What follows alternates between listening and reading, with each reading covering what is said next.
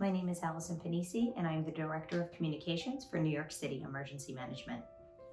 I started working at Emergency Management back in 2012. I started 9 days before Hurricane Sandy made landfall. My colleagues like to joke that that was my trial by fire. Honestly, it really did shape the emergency manager that I am today. I've worked on countless local emergencies, including most recently the COVID-19 pandemic in New York City. One of the great things about my job is that I get to work with everyone, whether it's working on an advertising campaign or an outreach strategy for a program or an initiative that promotes preparedness, even doing things like emergency operations to give people access to critical essentials that they need.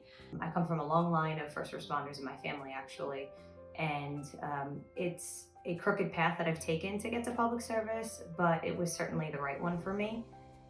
In some way, shape, or form, I knew I always was supposed to be part of government in some way.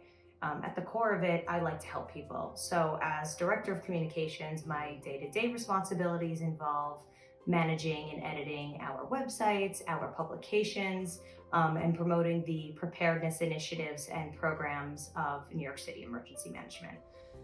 For a crisis, currently we are in the middle of the COVID-19 pandemic. It's creating and disseminating emergency messages and making sure the public knows what to do before, during, and after a disaster. No 2 days are the same.